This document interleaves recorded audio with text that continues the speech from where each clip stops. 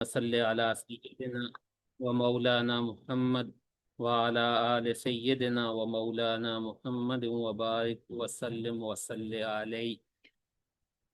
تو آج دائی کے اوصاف پہ ہم پڑھیں گے۔ آپ کے سامنے آ گئے ہیں دائی کے اوصاف؟ شیئر ہو گئی ہے اسکرین؟ جی ساری چلیے، قرآن حکیم میں جہاں ہم نے اس سے پہلے گزشتہ کلاس میں یہ پڑھا تھا کہ دائی دعوت چیز کیا ہے اور دعوت کی ضرورت کیوں ہے، دعوت کے فوائد کیوں ہیں، کیا کیا ہمیں حاصل ہوتے ہیں، دعوت کا حکم کیا ہے، انبیاء کے لیے کیا حکم ہے، اہل علم کے لیے کیا ہے، عامت الناس کے لیے کیا ہے۔ تو اس کے بعد اب جب ہم نے وہاں پہ دعوت کا حکم یہ پڑھا کہ دعوت اپنے اپنے سطح درجے پہ ہر شخص کے لیے لازمی ہے، ہر شخص اپنی ذمہ داری کے حساب سے دعوت دینے کا پابند ہے۔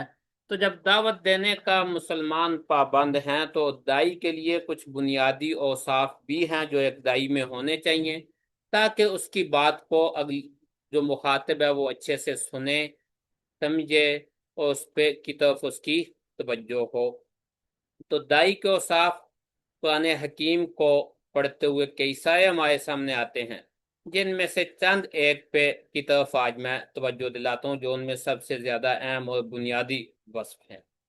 علم و بصیرت، اخلاص، عاجزی، نرمی اور حسن اخلاق، صبر و استقامت، ترجیحات کا تعین۔ علم و بصیرت، بغیر علم کے دائی دعوت نہیں دے سکتا۔ حق کے دائی کے لیے لازمی ہے کہ جو بات وہ کر رہا ہے اس پہ اس کو پورا شرح صدر ہو، اطمینان قلب ہو، اس کو جانتا ہو کہ اس میں صحیح کیا ہے اور غلط کیا ہے۔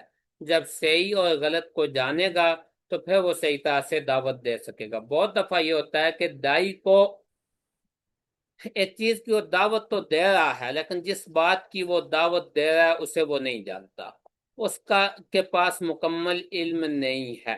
جب اس کے پاس علم نہیں تو اب جو وہ دعوت دے گا تو اس میں بہت سی جگہوں پہ غلطی کرے گا، بہت سی باتیں وہ اس طرح کی کہہ جائے گا جو درست نہیں ہے۔ اس لیے دائی کے لیے یہ لازمی ہے، قُلْ هَٰذِهِ سَبِيلِي أَدْعُو إِلَى اللَّهِ عَلَىٰ بَصِيرَةٍ أَنَا وَمَنِ اتَّبَعَنِي۔ عَلَىٰ بَصِيرَةٍ، نبی صلی اللہ علیہ وسلم سے یہ بات کہلوائی جا رہی ہے نا کہ آپ کہیں کہ میرا یہ راستہ ہے، میں اللہ کی طرف بلاتا ہوں، دعوت دیتا ہوں، عَلَىٰ بَصِيرَةٍ۔ اب یہ بصیرتن کیا ہے، بصیرہ سے کیا مراد ہے؟ تو مفسرین نے اس میں یہ بات لکھی کہ بصیرہ سے مراد علم ہے، بصیرہ سے مراد وہ صلاحیت، وہ قوت ہے جس کے ذریعے حق اور باطل کے درمیان فرق کیا جا سکے۔ نبی اکرم صلی اللہ علیہ وسلم کے خود اپنے بارے میں کہتے ہیں کہ مجھے قرآن اور فرقان دیا گیا، تو یہ فرقان حق اور باطل کے درمیان تمیز کرنے کی قوت ہے جس سے پتہ چلتا ہے کہ صحیح بات کیا ہے اور غلط کیا ہے۔ تو بہرحال علم، بصیرت یہ بنیادی چیز ہے ایک دائی کے لیے۔ جس کے پاس علم نہیں تو اس کو اپنی دعوت کو اسی درجے تک محدود رکھنا چاہیے جس حد تک اس کے پاس علم ہے۔ جہاں جس بات کا اسے علم نہیں اس میں اسے بالکل صاف کہہ دینا چاہیے کہ مجھے اس بات کا پتہ نہیں۔ اسی لیے آپ دیکھیں تبلیغی جماعت کے بنیادی اصولوں میں سے وہ ایک اصول یہ بیان کرتے ہیں کہ دعوت دینے والا صرف فضائل سنائے اور لوگوں کو مسجد لے کے آئے، مسائل لوگوں کو نہ بتائے۔ اس لیے کہ مسائل میں جب ایک عام شخص دعوت دے رہا ہے جس نے فقہ کو اچھے سے نہیں پڑھا، قانونی چیزوں کو نہیں جانتا، وہ مسائل بتائے گا تو اس میں وہ غلطی کر جائے گا۔ اس لیے تبلیغی جماعت کے بزرگ یہ بات اپنے ماننے والوں سے کہتے ہیں کہ آپ لوگ فضائل سنائیں، لوگوں کو لے کے آئیں مسجد۔ آگے مسائل بتانا یہ وہاں ان کے جو اہل علم بیٹھے ہوئے ہیں ان کا کام ہے، وہ لوگوں کو وہاں پہ مسائل بتائیں گے۔ تو علم و بصیرت کے بعد دوسری چیز ہے عاجزی۔ ایک دائی کے لیے یہ لازمی ہے کہ وہ عاجزی کو اختیار کرے، تکبر نہ کہے۔ متکبر شخص کی بات کو کوئی کہیں نہیں سنتا۔ حضرت رسول اکرم صلی اللہ علیہ وسلم کو قرآن حکیم میں جا بجا یہ ہدایات دی گئی کہ آپ عاجزی اختیار کریں، اور آپ کو ہم نے ایک عاجز یعنی آپ لوگوں کے ساتھ ایک نرمی والا، عاجزی والا رویہ اختیار کریں۔ آپ دیکھیں قرآن کہتا ہے حضرت سے کہ قل، آپ کہیں انما انا بشر مثلکم یوحا الی انما الہکم الہ واحد فمن کان یرجو لقاء ربہ فلیعمل عملا صالحا ولا یشرک بعبادت ربہ احدا۔ اب اس آیت کے اندر حضرت عبداللہ ابن عباس رضی اللہ تعالیٰ عنہما کہتے ہیں کہ اللہ تعالیٰ نے رسول اکرم صلی اللہ علیہ وسلم کو عاجزی کی تعلیم دی ہے کہ لوگوں سے آپ یہ کہیں کہ میں تمہاری طرح کا ایک، اب اس میں آپ دیکھیں گو حضرت رسول اکرم صلی اللہ علیہ وسلم انسان بشر ہیں، مگر ان کے اوصاف عام انسانوں جیسے اوصاف نہیں ہیں، وہ عام انسانوں سے ان کے اوصاف بہت اعلیٰ، بہت بڑھ کر ہیں، اپنے مقام میں، مرتبے میں، اپنی روحانیت میں کوئی شخص ان کو کسی صورت پہنچ ہی نہیں سکتا۔ لیکن جس وقت وہ دائی ہیں، بطور دائی لوگوں سے مخاطب ہو رہے ہیں، تو حضرت کی زبان سے یہ کہلوایا جائے کہ میں تو تمہاری طرح کا ایک انسان ہوں، مجھے وہی آتی ہے۔ اسی طرح اللہ کریم رسول اللہ صلی اللہ علیہ وسلم پہ بطور احسان یہ بات جتلا رہے ہیں، فَبِمَا رَحْمَةٍ مِّنَ اللَّهِ لِنْتَ لَهُمْ وَلَوْ كُنْتَ فَظًّا غَلِيظَ الْقَلْبِ لَانفَضُّوا مِنْ حَوْلِكَ۔ اور عباد الرحمان کے جو دائی ہیں، جو رحمان کی طرف بلانے والے بندے ہیں، ان کے خاص اوصاف میں سے یہ وصف ہے الذین یمشون علی الارض ہونا، کہ وہ زمین پہ عاجزی کے ساتھ چلتے ہیں۔ جو اللہ سے مخاطب ہوتے ہیں تو وہ جو اللہ ان سے جس طرح کا کلام کرتے ہیں اس کے جواب میں وہ ان کو سلام کہتے ہیں، ان کے ساتھ الجھتے نہیں ہیں، ان کو ڈانٹ ڈپٹ اس طرح سے نہیں کرتے۔ اسی طرح حضرت کو یہ ہدایت دی کہ آپ لوگوں کے ساتھ تکبر سے، منہ پھیر کے بات نہ کریں، ولا تمشی فی الارض مرحا، یعنی حضرت کے ذریعے سارے انسانوں کو یہ ہدایت ہے کہ لوگوں سے منہ پھیر کے بات نہ کریں، زمین میں اکڑ کر نہ چلیں۔ ان اللہ لا یحب کل مختال فخور، اللہ تکبر کرنے والے کو پسند نہیں کرتا۔ حضرت رسول اکرم صلی اللہ علیہ وسلم کا اسوہ بھی یہی ہے، آپ کی ہدایت بھی یہی ہے، اسوہ بھی یہی ہے۔ حضرت کہتے ہیں کہ من تواضع للہ رفع اللہ، جس نے اللہ کے لیے عاجزی اختیار کی، اللہ اس کو بلندی عطا فرماتے ہیں۔ دوسری حدیث میں حضرت نے کہا کہ جس کے دل میں ذرا برابر بھی تکبر ہوگا لا يدخل الجنہ، وہ جنت میں داخل نہیں ہو سکتا۔ اسی طرح حضرت کے اسوہ میں دیکھیں کتنے ہی واقعات آپ کو ایسے ملیں گے کہ حضرت صلی اللہ علیہ وسلم لوگوں سے جب مخاطب ہیں تو بالکل ایک عاجز انسان کی صورت میں، اور ایک ایسے اسلوب سے کہ جس میں حضرت میں اور باقی لوگوں میں کوئی فرق محسوس نہیں ہوتا۔ آپ دیکھیں حضرت صلی اللہ علیہ وسلم کے پاس ایک خاتون آئی اور وہ انتہائی ڈری ہوئی ہے، وہ آپ کے پاس آ کر مجلس میں بیٹھی ہے، لیکن اس طرح سے گویا کہ اس پہ ایک خوف کی کیفیت طاری ہے۔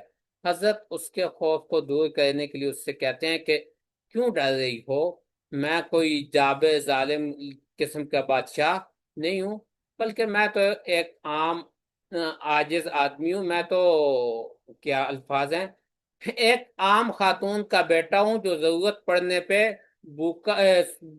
سوکھا ہوا گوشت بھون کے کھا لیا کرتی تھی۔ اب یہ دیکھیں کہ اس طرح کے الفاظ اختیار کر کے حضرت صلی اللہ علیہ وسلم اس خاتون کو خود سے مانوس کر رہے ہیں، اس کے ڈر کو ختم کر رہے ہیں۔ فتح مکہ کے موقع پہ آپ کے جانی دشمن جو تھے وہ سارے کے سارے مغلوب ہیں، اور حضرت صلی اللہ علیہ وسلم کو ان سب پہ غلبہ حاصل ہے۔ آپ وہاں پہ ایک فاتح کی حیثیت سے داخل ہوئے۔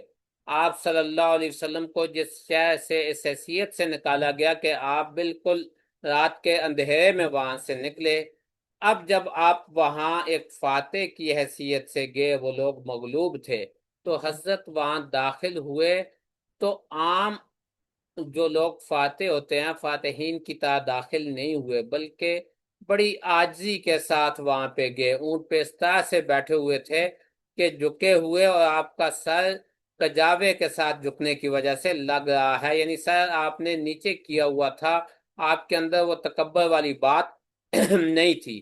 آپ کے صحابہ میں سے ایک شخص نے اس طرح کے الفاظ کہہ دیے تو حضرت نے اسے بھی ڈانٹا اور خاموش کروایا اور کہا کہ آج خون بہانے کا دن نہیں بلکہ رحم کا دن ہے۔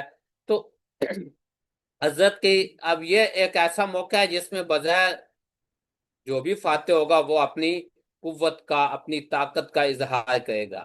حضرت صلی اللہ علیہ وسلم نے بالکل کوئی اظہار طاقت نہیں کیا، اس لیے کہ آپ دائی تھے، اور دائی کا یہ بنیادی وصف ہے کہ وہ عاجزی اختیار کرتا ہے۔ اگر عاجزی اختیار نہیں کریں گے تو دلوں پہ اثر نہیں ہوگا، بات پہنچ جائے گی، دل پہ اثر نہیں ہوگا، لوگوں کے ساتھ محبت انسیت جو بنتی ہے وہ نہیں بنے گی، دعوت کے راستے بند ہو جائیں گے۔ دائی کے لیے لازم ہے کہ عاجزی اختیار کرے، اسی سے دعوت کے راستے ہموار ہوتے ہیں، اور یہی حضرت صلی اللہ علیہ وسلم کا طریقہ ہے۔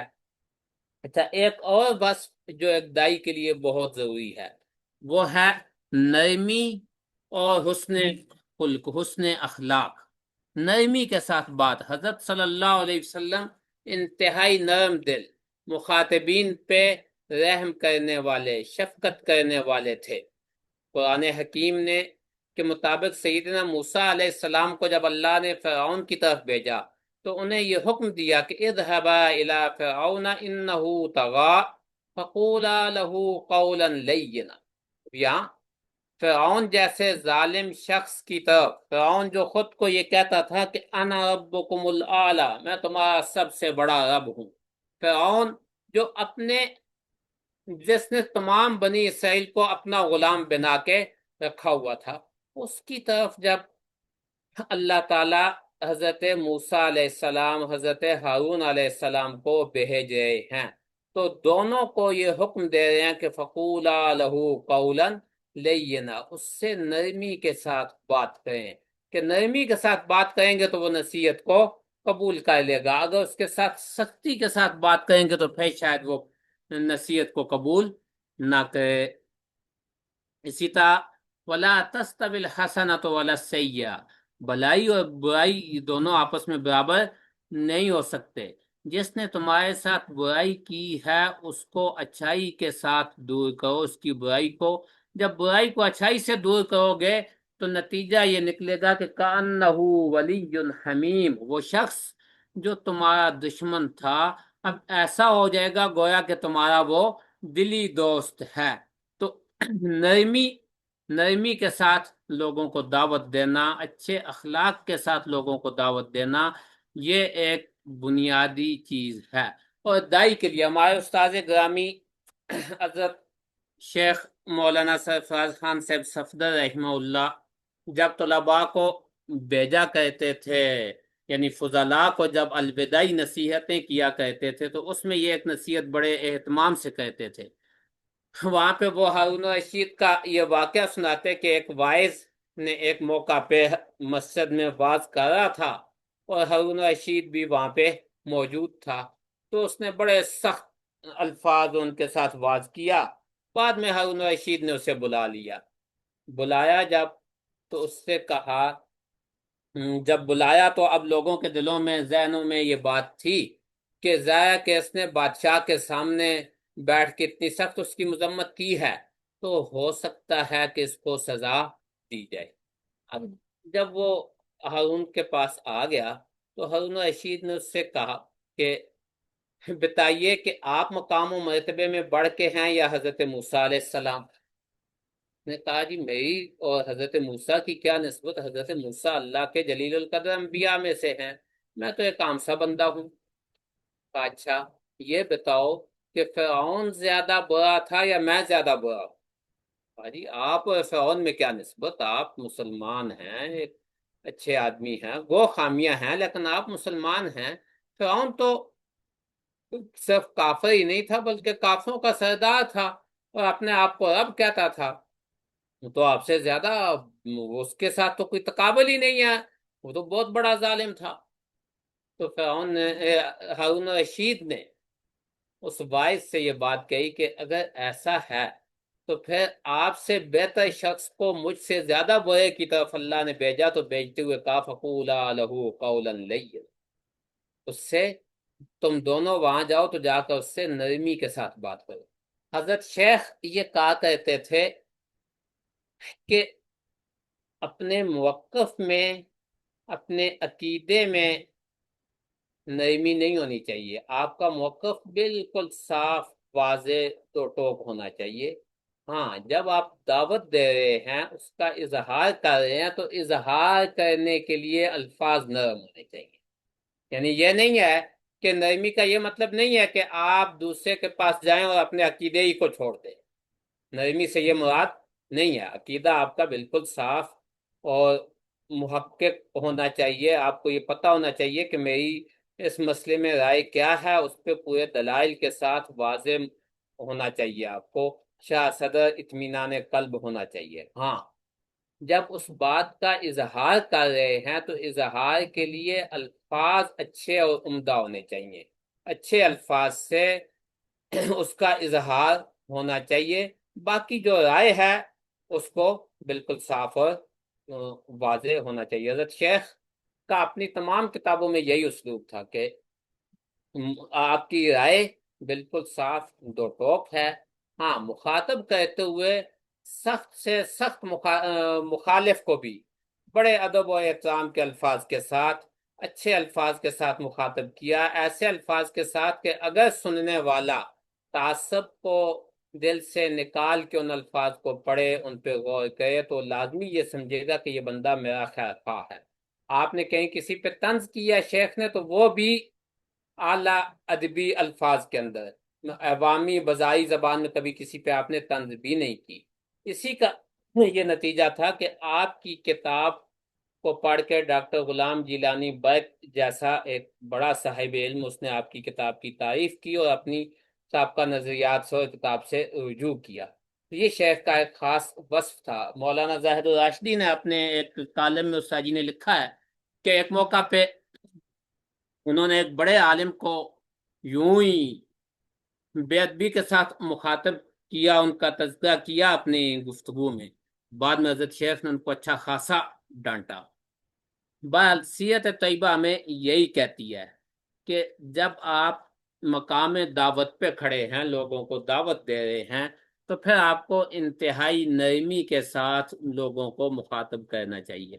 آپ دیکھیں مسجد نبوی میں ایک شخص آ کر پیشاب کرتا ہے، ایک دیہاتی آتا ہے اور اس کو وہاں پہ پیشاب کی ضرورت پڑی، تو ایک کونے پہ ایک سائڈ پہ بیٹھ گیا پیشاب کرنے، جیسے آج بھی ہوتے ہیں دیہاتی، پیشاب کی ضرورت پڑی ہے تو وہیں کہیں ایک سائڈ پہ ہو کے پیشاب کر لیا۔ وہ بھی ایک طرف بیٹھ کے صحابہ نے دیکھا تو ان کو سخت غصہ آیا۔ ظاہر ہے کہ مسجد صحابہ کے لیے ان کی سوسائٹی کا مرکز تھا، ان کے لیے محترم تھی۔ صحابہ کو غصہ آیا، ناراض ہوئے، بعضوں نے روکنا چاہا، رسول اللہ صلی اللہ علیہ وسلم نے دیکھ کے منع کر دیا، انہوں نے کہا کہ اس کو مت روکو، ہاں یہ فائق ہو جائے تو اس کی جگہ پانی بہا دو، جگہ کو صاف کر دو، لیکن اسے روکو نہیں اس دوران۔ اب حضرت نے جب یہ رویہ اختیار کیا تو وہ شخص حضرت کی اس نرمی سے، بعد میں وہ جب پیشاب سے فارغ ہو کے آیا تو حضرت نے اسے سمجھایا بھی کہ یہ مساجد ہیں، اللہ کے ذکر کے لیے ہیں، عبادت کے لیے ہیں، یہ پیشاب پخانے کی جگہ نہیں ہے۔ حضرت نے اسے نرمی سے سمجھایا، وہ اس قدر متاثر ہوا کہ یہ دعا کرنے لگا کہ اے اللہ مجھ پہ اور محمد پہ رحم فرما اور کسی پہ نہیں۔ یہ حضرت صلی اللہ علیہ وسلم کی نرمی تھی۔ ایسے ہی نوجوان آتا ہے حضرت سے زنا کی اجازت مانگتا ہے کہ حضرت مجھے زنا کی اجازت دیجیے، وہ لوگ مجلس میں بیٹھے ہوئے صحابہ اس کے یہ الفاظ سنتے ہیں تو ان کے چہروں پہ غصے کے ناراضگی کے آثار ظاہر ہوتے ہیں کہ بندہ کیا آ کر فضول بات کس طرح کی بات کر رہا ہے حضرت سے۔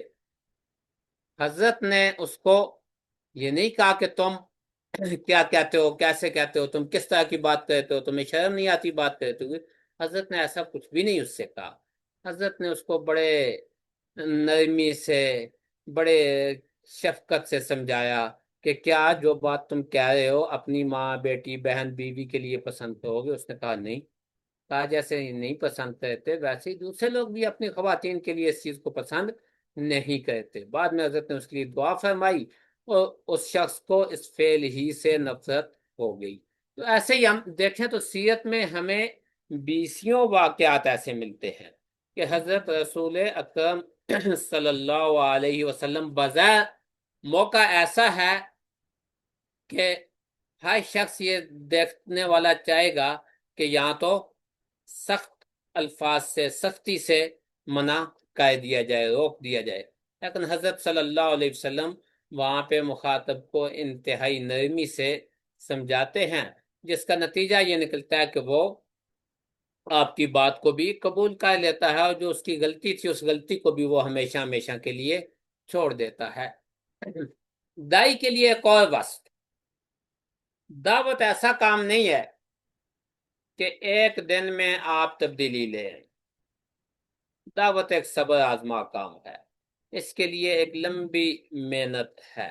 ہم اکثر نوجوان، ہم جب کچھ چیزیں پڑھ کر فارغ ہوتے ہیں تو ہم کہتے ہیں کہ یہ اگر حق ہے تو مجھے لوگوں کو اس پہ لانا چاہیے اور لوگوں کو میری بات لازمی قبول کرنی چاہیے۔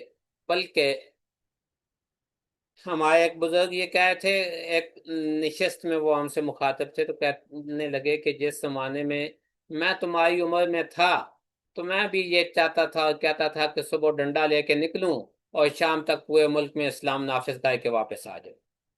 تو دعوت اس طرح سے نہیں ہوتی کہ ایک دن میں یا ہنگامی یا فوری طور پہ تبدیلی آ جائے۔ دعوت تو اصل میں دلوں کے بدلنے کا نام ہے، اور دلوں کو بدلنے کے لیے آپ کو ایک لمبا عرصہ چاہیے، وقت چاہیے، آہستہ آہستہ لوگوں میں کی تربیت ہوتی ہے، آہستہ آہستہ لوگ بات مانتے ہیں۔ آپ دیکھیں قرآن حکیم نبی اکرم صلی اللہ علیہ وسلم کو یہ کہہ رہے ہیں، یعنی قرآن، آپ پیچھے وہ آیت ذہن میں رکھیں نا جو ہم نے پچھلی کلاس میں پڑھی تھی کہ نبی صلی اللہ علیہ وسلم کو کا بنیادی وصف قرآن یہ بیان کرے کہ داعیا الی اللہ باذنہ، آپ اللہ کی طرف بلانے والے ہیں، آپ اللہ کی طرف دائی ہیں۔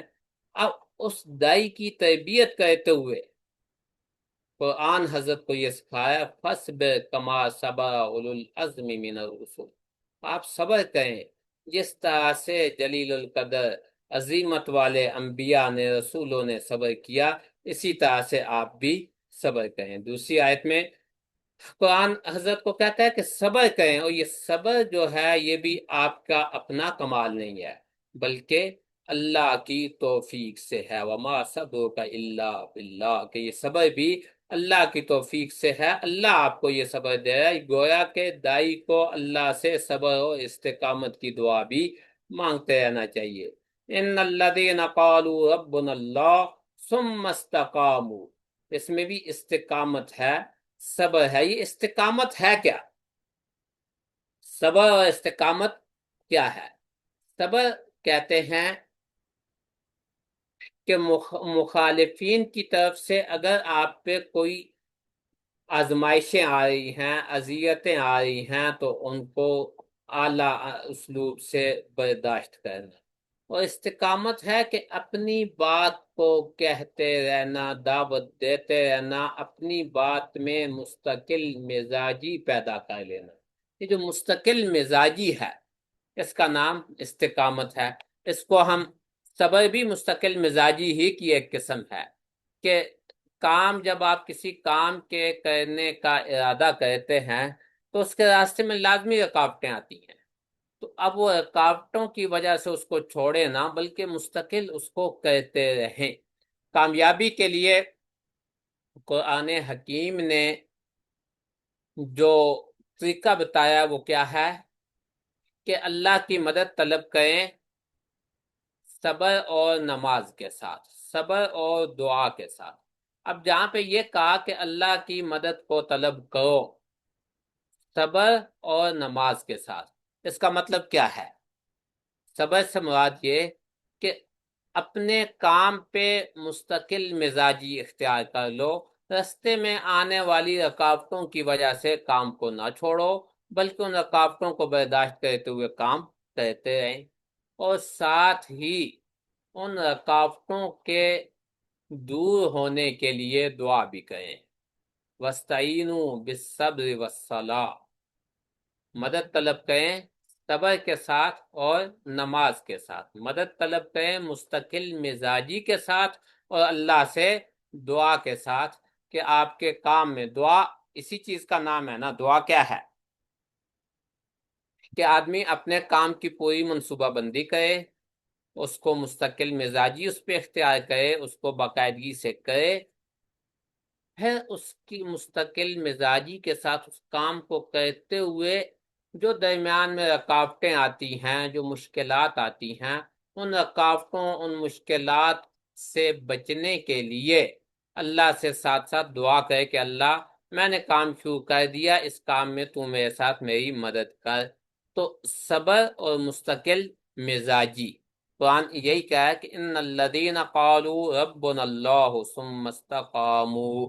حضرت رسول اکرم صلی اللہ علیہ وسلم کی مکی زندگی کو دیکھیں، مکی زندگی کی بالکل ابتدا سے دیکھیں۔ آپ کوئی صفحہ پہ دعوت دے رہے ہیں، جب کوئی صفحہ پہ لوگوں کو جمع کرتے ہیں، سب سے پہلے اپنا چچا ہی مخالفت کر رہا ہے۔ اچھا، پھر ابتدائی 3 سال چند ایک لوگ ہیں جو آپ کی بات کو سن رہے ہیں، باقی لوگ آپ کی بات کو ہی نہیں سن رہے۔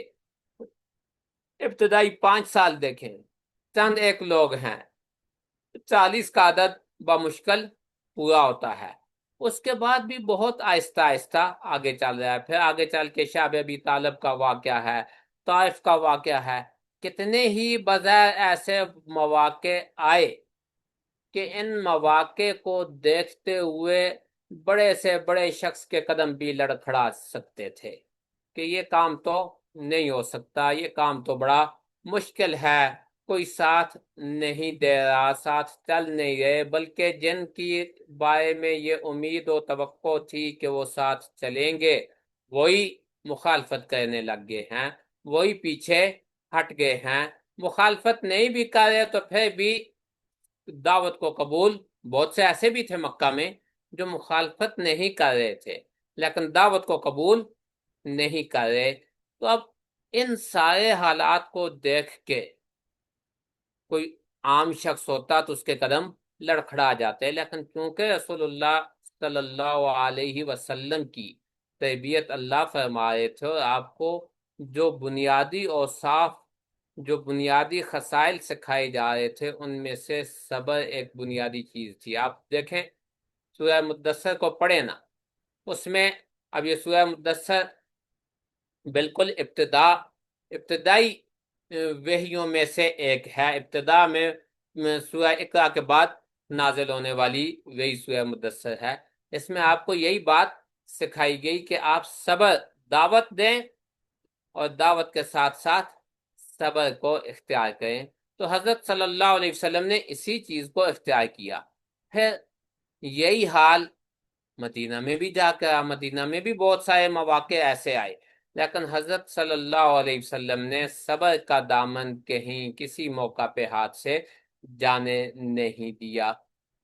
اچھا، دائی کے لیے ایک اور اہم چیز ہوتی ہے، دائی کو یہ چاہیے کہ وہ اس بات کا تعین کرے، اپنی ترجیحات کو طے کرے کہ کون سی بات پہلے کرنی ہے اور کون سی بات بعد میں کرنی ہے، کس بات پہ لوگوں کو لے کے آنا ہے اور کس بات کے لیے ابھی وقت دینا ہے، ابھی موقع دینا ہے، کہ وقت اور موقع پہ لوگ خود ہی اس چیز کو اختیار کر لیں گے۔ تو دائی کے لیے ایک چیز یہ بھی ہوتی ہے کہ کون سی بات کرنی ہے اور کون سی نہیں کرنی، کون سی بات پہلے کرنی ہے، کون سی بات بعد میں کرنی ہے۔ اس کو کہتے ہیں ترجیحات کا تعین۔ قرآن حکیم کو دیکھیں، قرآن مجید میں احکامات تدریجاً نازل ہوئے. ایسا نہیں ہوا کہ جو بات آخری دن کہی گئی تو وہ پہلے دن نازل ہو جائے. احکامات تدریجاً نازل ہوئے. مکی وحی اور مدنی وحی میں فرق میں سے یہ ایک اہم فرق ہے. مدینہ میں آ کے پھر جو مختلف احکامات دیے گئے اس میں بھی آپ دیکھیں، مثلا شیابی کو دیکھ لیں، چوتھی دفعہ جا کر شیاب کی مکمل حرمت کا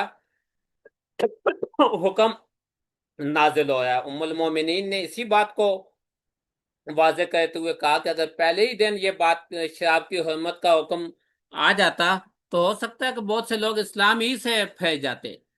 تو تدریج، یہ طے کرنا کہ کون سی بات پہلے کہنی ہے کون سی بات بعد میں، اس کو کے تعین کے ساتھ دائی کو یہ چیز سیکھنی چاہیے. اس کا نام حکمت ہے کہ حکمت کے ساتھ لوگوں کو بلائے. انشاءاللہ اس پر ہم آگے پڑھیں گے جب اس آیت کو حکمت کے حوالے سے، تو پھر حکمت کیا ہوتی ہے، کیا ہونی چاہیے، اس پہ مستقل ایک دن گفتگو کریں گے. حضرت صلی اللہ علیہ وسلم نے معاذ ابن جبل کو جب یمن کی طرف بھیجا تو آپ کو تدریجاً سکھایا کہ دعوت آپ نے کس طرح سے دینی ہے.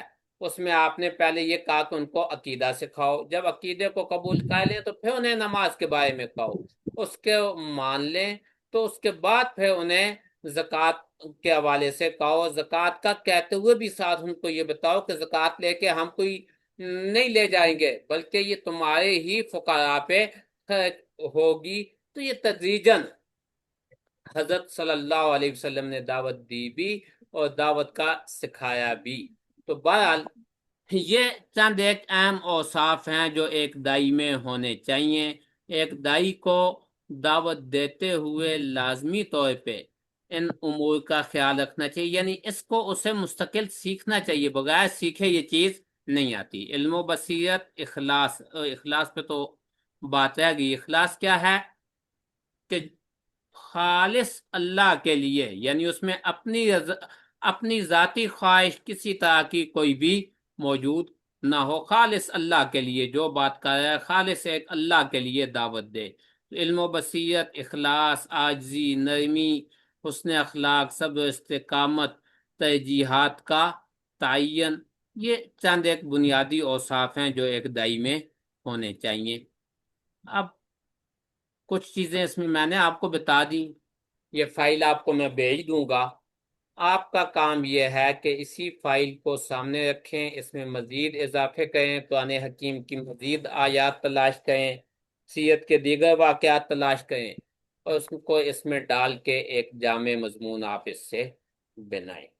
اس کے ساتھ ساتھ اس ہفتے جو ہم نے قرآن حکیم کا جو حصہ مطالعہ کرنا ہے وہ ہے سورہ نوح کا مطالعہ.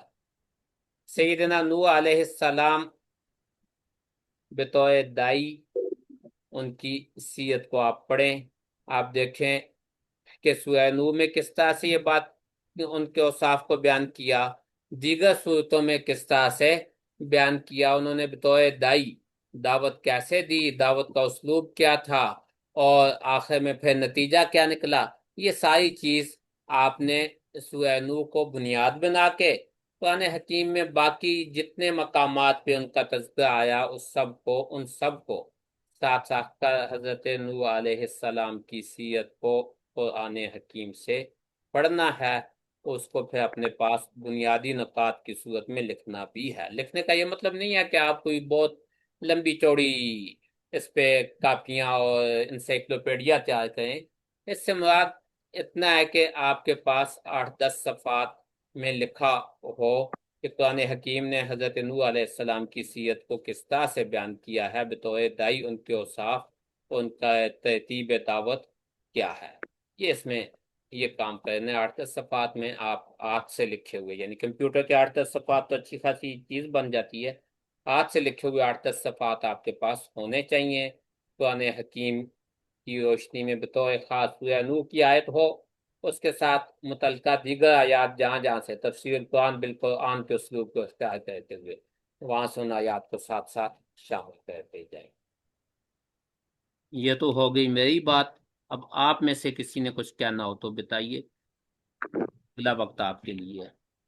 سر جی میرے آپ سے 2-3 سوال. جی جی فرمائیں. سر یہ جو آپ نے کہا ہے کہ خاص کر کے حضرت موسیٰ علیہ السلام کو کیوں فرعون کے پاس بھیجا ہے کہ آپ ان سے نرم لہجے میں بات کریں، باقی انبیاء کو کیوں نہیں کہا گیا؟ حضرت موسیٰ علیہ السلام تھے نا وہ، حضرت موسیٰ علیہ السلام کو بھیجا تو ان کو جو چیزیں سکھائیں ان میں سے ایک یہ تھی کہ نرمی سے بات کریں، کہ حضرت موسیٰ کی طبیعت میں جلال تھا، جلالی طبیعت کے بزرگ تھے، جلالی طبیعت کے بھی تھے. پھر فرعون دوسری قوم سے تھا، حضرت موسیٰ دوسری قوم سے تھے، قومی مخاصمت بھی موجود تھی. ہو سکتا تھا کہ اس کی بنیاد پہ انہیں غصہ آئے کہ ان کی قوم کو اس نے غلام اور اپنا ماتحت بنایا ہوا تھا، ان پہ ظلم کرتا تھا. پھر اس سے پہلے حضرت موسیٰ کا ایک واقعہ بھی ہو چکا تھا کہ جس کی وجہ سے حضرت موسیٰ کو اپنا علاقہ چھوڑ کے مدین جانا پڑا. اب یہ مختلف اسباب موجود تھے جن کی وجہ سے اس بات کا امکان تھا کہ ان کو غصہ آئے، سختی سے بات کریں یا کچھ اس طرح. تو ان کو پہلے ہی سمجھا دیا گیا کہ آپ ان کے پاس جائیں اور جا کے نرم انداز میں نرم بات کریں، نرمی سے بات کریں. یہ میرے ذہن میں ایک بات آئی ہے، لیکن خاص انہیں کیوں کیا، باقیوں کو کیوں نہیں کہا، یہ اس پہ میں کچھ نہیں کہتا. جی السلام دوسرا علیکم سوال آپ استاد کا. جی۔ جی السلام علیکم استاد جی۔ استاد جی، وعلیکم. آج کی کلاس میں جو اصل زیر بحث موضوع رہا وہ یہ رہا کہ ایک داعی کی کیا صفات ہو سکتی ہیں۔ اس پہ قرآن کریم سے بھی دلائل دیے گئے، جو قرآن کریم نے انبیاء سے مخاطب ہو گئی، حضرت سے، رسول اللہ سے خطاب کیا۔ تو قرآن کریم خود ایک داعی کی صورت ہے۔ تو جو صورت حال یا اسلوب قرآن کریم کا ہے اس پر بھی بحث کی جا سکتی ہے۔ قرآن کریم نے کس طرح کون سا اسلوب اپنایا دعوت کا، اور کس طرح اس پہلے دور میں لوگوں کو بات سمجھانے کے لیے یا رائے ہدایت کے لیے جو اسلوب تھا، اس پہ بھی اسی موضوع کے اندر بات ہو سکتی ہے۔ تو ہم جو کام کریں گے اس میں یہ موضوع بھی شامل کر لیں۔ آپ جب سورہ حامیم سجدہ کو پڑھیں گے تو اس میں یہی موضوع ہے کہ قرآن کس طرح سے دعوت دے رہا ہے اور کیسے لوگوں کو سمجھا رہا ہے. بالکل ٹھیک ہے، یہ اس کا اہم حصہ ہے، ساتھ بیچ میں اس کو شامل کر لیں آپ. سر جی، حضرت موسیٰ علیہ السلام کا تذکرہ قرآن پاک میں سب سے زیادہ آنے کی وجہ، بنیادی وجہ کیا ہے؟ باقی انبیاء کے تذکرے آئے ہیں پر اتنے زیادہ نہیں ہیں، حضرت موسیٰ علیہ السلام کا تذکرہ ہر پارے میں ملتا ہے، اس کی بنیادی وجہ؟ یہ بنیادی وجہ آپ کو جغرافیہ اور وہ پڑھا رہے ہیں نا استاد فضل العادی صاحب، ان سے پوچھیے. حضرت موسیٰ ہم سے پہلے یعنی رسول اللہ صلی اللہ علیہ وسلم سے پہلے بنی اسرائیل کے انبیاء میں سے مستقل صاحب شریعت نبی حضرت موسیٰ علیہ السلام ہیں. باقی جتنے بھی بنی اسرائیل کے انبیاء ہیں وہ حضرت موسیٰ علیہ السلام کی شریعت ہی کی توضیح و وضاحت کر رہے تھے. حضرت موسیٰ کو ان میں ایک مستقل امتیازی حیثیت حاصل ہے. تورات کو یہ حیثیت حاصل ہے کہ قرآن مجید سے پہلے احکامات اور ساری یعنی ایک جامع کتاب تھی. تو اس حیثیت سے حضرت موسیٰ کا تذکرہ زیادہ بنتا ہے. حضرت ابراہیم، کیونکہ ملت ابراہیمی ہے یہ سب، اس لیے ان کا تذکرہ بھی زیادہ بنتا ہے، اور حضرت موسیٰ کا بھی. مزید آپ یہی سوال خود تلاش کریں اس کا جواب، اور ہو سکتا ہے موقع ملے تو فضل الحادی صاحب سے پوچھیں، لیکن موقع اور کلاس کا موضوع دیکھتے ہوئے. جی اچھا، قاضی یاسر کے علاوہ کسی اور کا سوال ہے تو وہ بھی بتائیں. قاضی یاسر تو رات 12 بجے تک مجھ سے سوال پوچھتا رہے گا. سر جی، ایک یہ سوال ہے کہ اگر ہم خود دین پر پوری طرح عمل نہیں کرتے تو کیا واقعی ہم مطلب اس بات کے اہل ہیں کہ لوگوں کو دین کی دعوت دیں؟ جی ہاں، مکمل دین پہ اگر ہم عمل نہیں بھی کرتے تو پھر بھی جتنے پہ عمل کرتے ہیں اس کے مطابق لوگوں کو دعوت دینے کے ہم بھی پابند ہیں. یہی تو ہے نا، بلغوا انی ولو آیا. ایک آیت بھی، ایک بات بھی، ایک حکم بھی پتہ ہے تو میں تو اسے دوسروں تک پہنچاؤ، اس کا یہی مطلب ہے. کہ اگر آپ کو مکمل ظاہر کہ ہر بندہ پورے دین پہ عمل پوری طرح جیسے ہونا چاہیے ویسے نہیں کر سکتا، ہم سے بہت سی کمیاں کوتاہیاں ہو جاتی ہیں، بہت سی سستیاں ہو جاتی ہیں، لیکن ان سستیوں پہ کوتاہیوں پہ اللہ سے استغفار کرنا چاہیے اور لوگوں کو دعوت پھر بھی دینی چاہیے۔ اصل میں جس چیز کا آپ بار بار تذکرہ کرتے ہیں تو وہ پھر آپ کے دل میں خود کے عمل میں آ ہی جاتی ہے، اس لیے دعوت اگر دیتے رہیں گے تو وہ اعمال خود کے اپنے اس میں بھی زندگی میں آ جائیں گے انشاءاللہ۔ سر جی تبھی آپ نے مجھے منع کر دیا، جی آپ نے تبھی مجھے منع کر دیا۔ ابھی آپ آیت پڑھیے کہ کہا ہے کہ جو آپ کو معلوم ہو اس کو آگے بھیجو، تو آپ نے مجھے منع کر نہیں نہیں، آپ کو میں نے منع نہیں کیا، میں نے کہا دوسروں کو موقع دے دیں، آپ تو پوچھتے رہیں گے نا، دوسروں کو موقع دینے کے لیے میں نے تھوڑی دیر آپ کو 2-3 منٹ کے لیے روکا ہے، منع نہیں کیا بالکل، کہیں خفا نہ ہو جانا آپ۔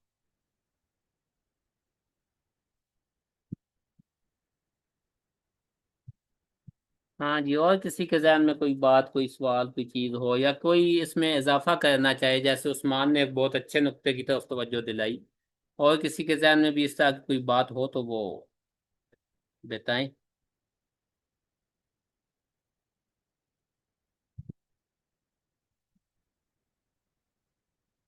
اچھا جی، چلیں، اللہ خیر کرے، پھر آج اسی پہ اکتفا کرتے ہیں۔ تو کام جو میں نے آپ کو بتایا اسے آپ نے لازمی کرنا ہے، وقت نکالیں اس کے لیے۔ ویسے بھی یہ آپ سے پہلے یہ طے تھا نا کہ وہ لوگ داخلہ لیں جو اس کے لیے کچھ نہ کچھ ٹائم دے سکیں، تو کم از کم جتنا ٹائم اس وقت ہم شام کو پڑھتے ہیں، کم از کم درجہ یہ ہے کہ اتنا ٹائم تو آپ اس کو دن میں دیں۔ تو اگر روزانہ 1-1.5 گھنٹہ بھی آپ دے دیں تو امید ہے کہ یہ چیزیں آپ کو اچھی طرح سمجھ آنے لگ جائیں گی، اور آپ کا ایک کیا کہتے ہیں، پڑھنے کے ساتھ ایک رجحان اور ایک بن جائے گا، پھر آگے چیزیں انشاءاللہ خود ہی آپ بہتر سمجھیں گے، اور ہم سے زیادہ بہتر سمجھیں گے انشاءاللہ۔ ٹھیک ہے جی، السلام علیکم ورحمۃ اللہ۔